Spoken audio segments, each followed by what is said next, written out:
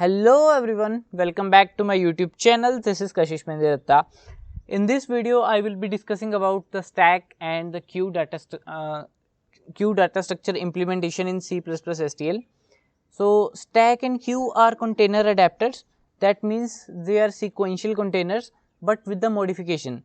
So what that means is that, for example, what happens in a stack is that we can push the elements only from the top. Means if there is a 1, we can push the element from top 2, then we can push the element only above 2, we can't push the element between 1 and 2 or below 2. So this is a stack, means we have adapted so that we can use a particular use case. So this is known as container adapters. So in the queue, what happens is that we can push the elements from the top only, and when we need to pop that, we need to pop from the front also. So pushing order is 1, 2 and 3, but when we pop, then the pop order is 3, 2 and 1. So the basic use case of this can be to reverse the things, just like we have added in 1 to 3, and if we pop them, we can pop like in a reverse order 3 to 1. So if you want a quick reverse of something, you can use this stack. And what is a queue? Queue is little bit different, means from the stack what is happening was that queue was pushing elements from one side and popping elements from the same side, but in a queue you are pushing elements from one side and popping elements from the other side. It's just like a normal queue, means the queue in a movie ticket, means people stand at the last of the queue and exit from the front of the queue after getting the movie ticket. So this is the queue of a real life example, and this is just like the stack. So let's see them in action.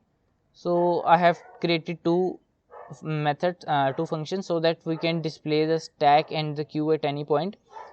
So these stack and queue don't have much methods, because they are just container adapters, and they can be used only in a restricted way, means I can just push from the top only and pop from the top only. So the some other methods which we have used earlier in vector doesn't make sense. So like insert, we can't insert anywhere middle, so insert function is not doesn't make any sense. Erase function doesn't make any sense. So there are 5 functions which make sense, and I will be discussing that, and there is just one difference of the function between them. So to create a stack, we need to use the stack class, and we can pass the data type of that. So let's say I create a stack, and after that I create a queue. So firstly we will see the stack. So I will be pushing in the same order. So I will be pushing the elements in the same order as that of this example, pushing 1, 2 and 3, 4. Okay, so let's push the element. So to push the element, we simply say s dot push 1. So it pushed the elements on the top of stack. So we can push 2 also. So let's see the stack after pushing 2 elements. Display stack and s.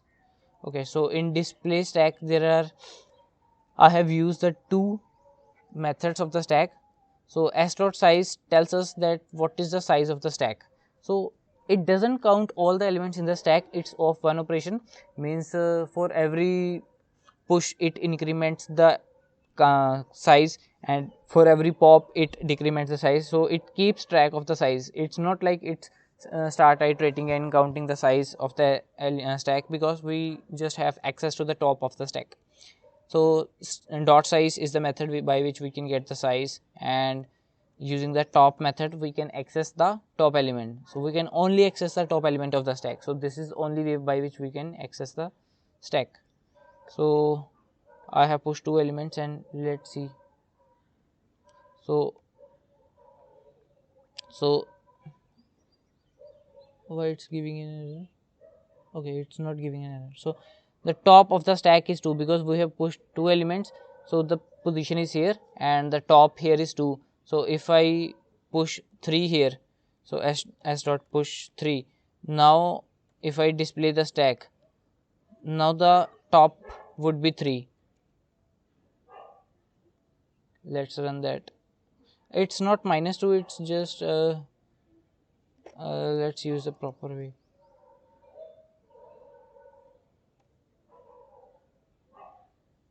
Okay, why it is Okay, so the first time it ran, the here the top is 2. After pushing the elements 3, the top has become 3. So similarly we can pop the elements also. If I do s dot pop, now I display the stack. Again the top would be 2 because 3 was the top but 3 was removed. So we can see top first 2, then 3, then again 2. Yeah. Oh, sorry, we have written after the return 0, so we need to take care of that. Now let's run that again. Okay, so first it was 1 2, and after the top was 2, then 1 2 3, the top was 3, then 3 was removed, then it back to this state, and top was 2 again. So this was only the stack. So the main methods was push, pop, then size, then empty, and what more, top.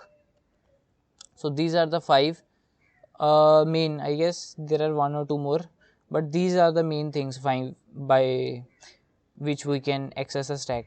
So let's remove the stack and now try queue. So the queue has also the same but just one change. So these are the member functions of the stack. So if we want to see the member functions of queue, let's see first. So it has the same member functions like push, pop, size, empty, and but instead of top there are front and there's back also. We should use only the front because we push the elements from the back in the queue and pop the elements from the front. So ideally we should use only the front, but this provides us an interface to see the back of the queue also. So just let's use that. So this is the queue. So if y in so let's say I have a queue, and if I insert 1, so the queue is 1. So if I insert 2 in the queue, it would be inserted at the end, so the queue is this. So now if I insert 3, the queue will be here. So now if I pop from the queue, the 1 will be popped, and after pop it would be 2 and 3. So now if I pop again, the queue would remain only 3. So this is push 1. So pushing 1, the queue becomes 1. So pushing 2 would make 1 2. Pushing 3 would make 1 2 3 queue. But pop, with pop 1 was popped, then 2 was popped.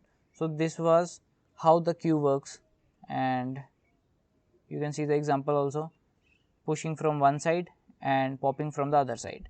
So it has almost similar methods. So let's quickly check that also.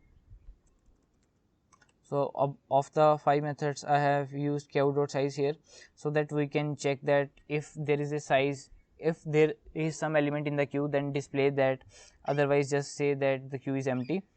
So I have displayed the front and the back of the queue. So let's do that. So if I push first one, let's display the queue after each push or pop. Okay, so I push 1, then I push 2, then I push 3. So let's see the 3 push.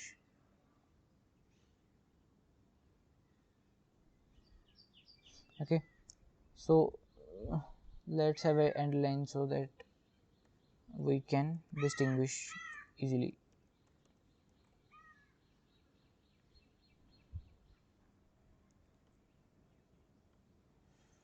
So the first time 1 was pushed, so the queue was front is 1, back is 1.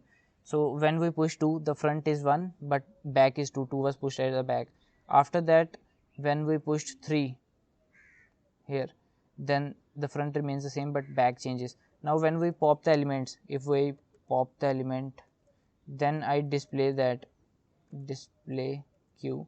Now the front will be changed. Now the front will be 2 and back would be 3. So you can see that after the pop, front is affected, but till then if we insert, only the back is affected.